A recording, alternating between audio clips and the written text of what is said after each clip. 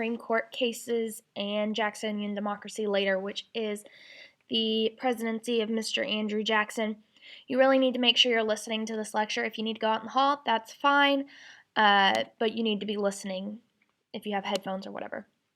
So the Supreme Court, remember, this is the top tier of the judicial branch. They are the ones that determine whether or not a law violates the Constitution, specifically people's individual rights that are listed in the first 10 amendments of the Constitution, the Bill of Rights. So just like the first 5 presidents, we talked about how they had to go back and make sure they were interpreting the Constitution correctly and doing what the president was supposed to do. Now the Supreme Court has to do this as well. These court cases are still viewed as the law. They're frequently quoted, and they set a precedent, which is one of your vocabulary terms, for pretty much law for the rest of American history until today. So John Marshall is going to be the first head of the Supreme Court. He is the Chief Justice, the first Chief Justice of the Supreme Court. Marbury versus Madison. We're going to get more in depth into these court cases later on, but basically what you need to know about Marbury versus Madison is it's the first Supreme Court case ever. It gave the court basically its power. It gave the judicial branch the power of judicial review, which means that the judicial branch now has power to review these court cases and determine whether or not they follow or do not follow the Constitution, whether they are unconstitutional or they are allowed by the Constitution. It has to do with Mr. Marbury, who is a justice, and he was supposed to be appointed into the Supreme Court, but Mr. James Madison did not file his paperwork, and he did not become a member of the Supreme Court because of this. So Marbury sued Mr. James Madison, the author of the Constitution, and shockingly that becomes the first man that goes to the Supreme Court. The man that wrote the Constitution is now a defendant in the first Supreme Court case. One way I like to say that Marbury versus Madison, why Marbury versus Madison is important, is because Marbury versus Madison set up judicial review. So I like to think of it as M&Ms and Jolly Ranchers. In the past, previous to COVID, I would hand my class out some M&Ms, and I would hand them out some Jolly Ranchers, and I would say, okay, JR, judicial review, MM, Marbury versus Madison. And that's how a lot of my kids would remember it. Okay, Gibbons v. Ogden. Now, if you've ever watched a true crime documentary, or have ever watched CSI, or have ever watched, SVU or any of those crime shows, as soon as somebody crosses state lines, the FBI is immediately called in. And this case is the reason why the FBI is immediately called in. The FBI is a federal bureau of investigation. So anything that crosses state lines, immediately goes to the federal government to control, including a criminal. So if someone were to kidnap you and take you 20 miles north into Oklahoma, pretty much, the police could chase them, but after that, it is no longer the Texas Department of Justice that would take over that case. It's the federal government because they crossed into Oklahoma. It doesn't just fall on both states to figure it out. It's immediately the federal government. And that's what this case decided. It decided that anything that crosses state lines, or that's known as interstate commerce, so add that to your notes, please. Anything that crosses state lines is known as interstate commerce, and that is controlled by the federal government. McCulloch v. Maryland, this case basically said that, yes, the states are still under the federal government. The federal government still has power over the states, and the states cannot tax the federal government. Worcester versus Georgia. The court decided that only the federal government in extreme cases can control what goes on within Native American reservations or borders.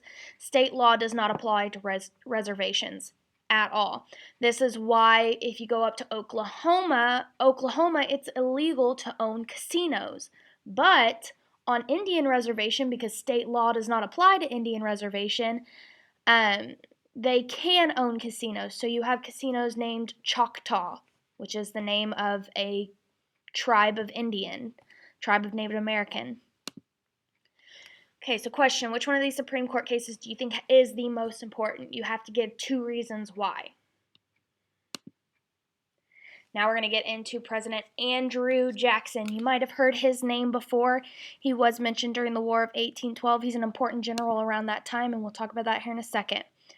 So the reasons why Andrew Jackson was loved. He is the first president to come from the common class. He was born to Irish immigrants, and at this time, people really did not like the Irish. We saw a very big, it's called nationalism, which is where you don't really like anybody that is not the typical white American. And even though Irish are white, they still talk differently than Americans do and did at this time. So there was a really big a lot of prejudice against anyone who had an accent or anyone who had a different skin color. And Andrew Jackson was definitely victim to that. His parents were immigrants, and so he had a little bit of an accent. He did fight for the American Revolution at the age of 13. So at 13 years old, he's out there fighting in the American Revolution. During the American Revolution, he actually gets a bayonet, the sharp point of a bayonet, through his skull. So he actually gets stabbed in the head and survives. It goes right above his eyeballs, through his forehead, and up through the front top part of his skull. And a lot of people predict that that's why he behaved the way he behaved, and we'll talk about some of his actions here in a little bit. But a lot of people think that that encouraged his behavior for the rest of his life. He did survive, obviously, but it did leave damage. At the age of 20, Jackson moved to Nashville, Tennessee. He eventually became very, very wealthy. He was incredibly smart. You have to be incredibly smart to start out poor and to make it to be wealthy at this time period. His election was the first to include all white men. So before this, the way the Founding Fathers wanted it is they only wanted rich white men to be able to vote, rich land-owning men. Suffrage, which is the right to vote, was extended during his election. I need that added to your notes. It's just another way to rephrase what I said, but that's often how it's written in the star, so I want you to rewrite it. He gained notability from being a senator.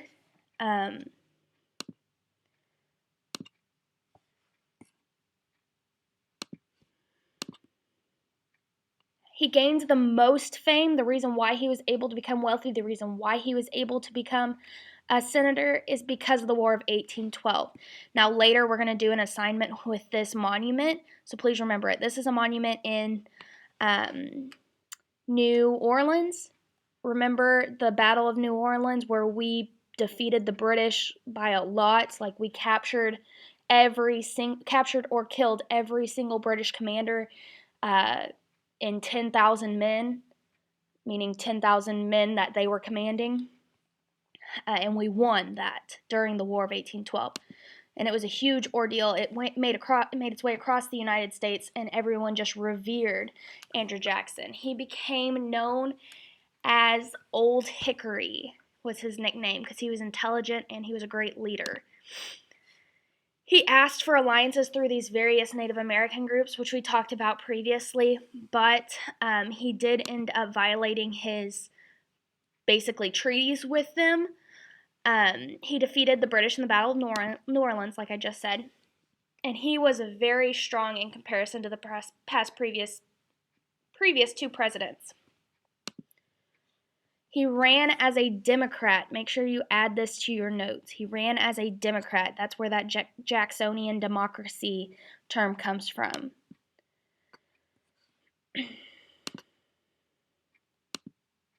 Okay, so once Jackson becomes president, these are some of the political moves he makes. The Bank War. So the national bank that was written by Alexander Hamilton was set to expire while he was president. The Congress renewed the second Bank of the United States, basically the same bank, but Jackson believed the new bank only benefited these wealthy people. I mean, it was written by wealthy people. So he decided to veto this bank war, and we will talk more about the bank war later. Same with the nullification crisis, we'll talk about it. But the nullification crisis was after a set of tariffs were passed. South Carolina thought the tariffs were too expensive and then wanted to not pay for it.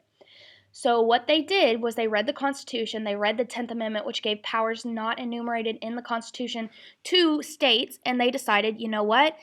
This law does not follow the Constitution. This law does not benefit us in the state of South Carolina, and we're going to nullify this law, meaning we are going to make it null and void, which means to cancel that law.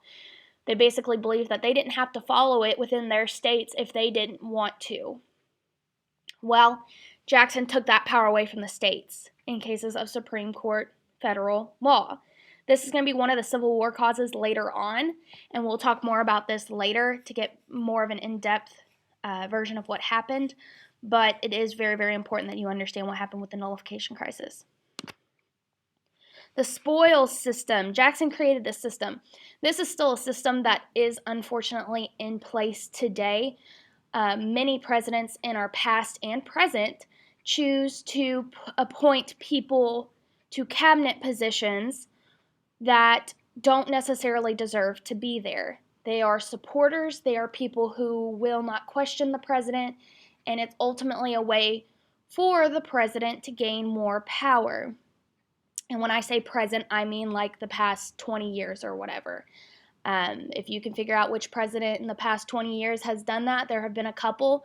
Come talk to me and I'll tell you if they are or not, or, reasons why they are or not.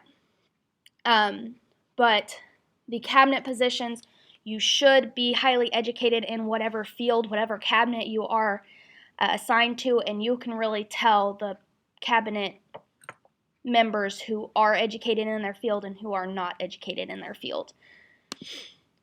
The Indian problem, quote unquote. As white settlers started moving west, we started taking up more land.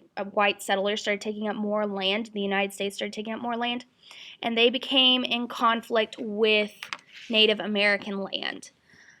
This caused a lot of violence to ensue, and further on down the line, more problems arise. And we'll talk about how Jackson deals with that.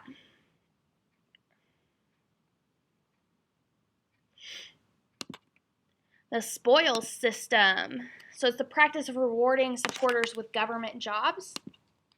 Upon assuming his presidency, Jackson fired 200 government workers and replaced them with Democratic supporters. These are people that did not deserve to be in the position of power.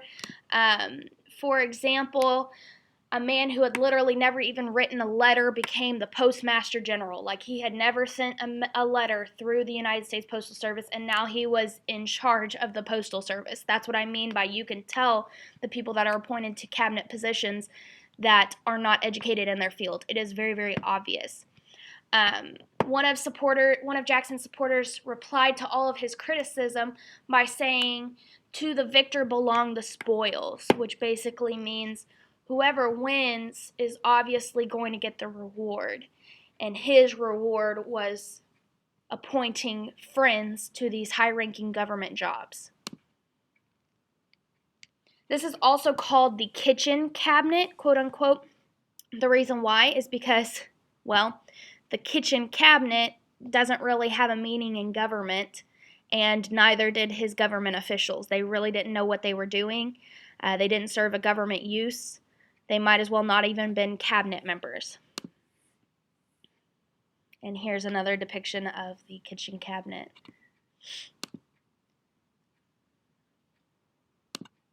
All right, the Indian problem that we started talking about. As U.S. industry grew more, they were looking for more farmland. Areas west were only populated by Native Americans, and this farmland was extremely fertile. So look right here, the Chickasaw, Choctaw Creek, Cherokee. All this land right here, it's in the middle of the Appalachian Mountains. Extremely fertile soil. Jackson passed the Indian Removal Act in 1830, which set aside reservations for Native Americans in Oklahoma, like I talked about earlier. Make sure you add the state to your notes. It was supposed to be peaceful. It was supposed to give Native American tribes land west of the Mississippi River, not east, west of the Mississippi River. This is very important. It was supposed to be peaceful. Indian removal was supposed to be peaceful, but look at this photo. Look at this picture. I want you to pause the video when you find 3 characteristics that prove that Indian removal was not peaceful. All right, now I want you to write 3 descriptions, 3 things that you think mean the Indian removal was not peaceful. All right, the 5 civilized tribes. These tribes were called, quote, civilized because they conformed to white America. Let's be perfectly clear with this. All Native American tribes were civilized at this time. Civilized just means you conform to a society. You are civil with your own, quote, tribe, whatever your tribe was. Whether your tribe was the French tribe, meaning you were a Frenchman, whether it was English, whether it was American. You were civilized towards people that you fit a characteristic with. So all Native American tribes were already civilized, but these people were called, quote, civilized because they weren't, they adhered to European standards. They conformed to, quote, white America. Most of them converted to Christianity. They had southern plantations. They owned African American slaves, and they participated in the white economy, meaning they used the U.S. dollar. They went to white schools and colleges. Now, these white schools and colleges, they were often called heathen schools. They were basically kidnapped from their tribes and put into these American school systems where they would cut their hair, they would change their names to these white names. They would pretty much destroy their culture and conform them to the white standard. And then they would send them back to their tribe to teach their tribe how to behave. It was very common at this time. Now, after the Indian Removal Act was passed, the Cherokee refused to move. It was their home. They could date back their ancestral heritage to this home for hundreds and hundreds and hundreds of years. They refused to give up these homes. President Jackson decided to make a deal with a rogue group of Cherokees. Now remember, not all Cherokees talked to each other. It's kind of like how the states have their own laws. Each Cherokee tribe has their own laws. This group made a deal with Jackson, and they signed for removal. They got paid to move. Jackson applied this to all of the Cherokee tribes. That would be like the United States paying Texas to raise its, drinking age to 25, and then demanding that all states raise their drinking age to 25. It doesn't make sense. Congress agreed that the Cherokee Nation, the Cherokee tribe was speaking for the entire Cherokee Nation, and they forced them to leave. The Cherokee still refused to give up their land. Less than 2,000 Cherokee willingly made this trip. It's called the Trail of Tears. 14,000 Cherokee made a 1,200-mile trip across 4 routes through Tennessee, Kentucky, Illinois, Missouri, Arkansas, and finally into Oklahoma. 3,000 of these Cherokee men and women and children died of starvation and exposure to elements. The reason why they died of exposure is because these sorry military men chose to wait until the dead of winter to force these Cherokee people to move. It is not because they chose to go in the middle of summer and, just people died because they weren't used to walking. No, They choose to go in the middle of the time where most people die because they are sick. They chose to do this. They did it on purpose. They knew that most of these people were not going to survive. That's why they chose to do it. These military men that were escorting them had resources, had blankets, had nice wool coats, had all of these, food, plenty of food. These Cherokee people had pretty much what they could fit on their back, and that was not enough.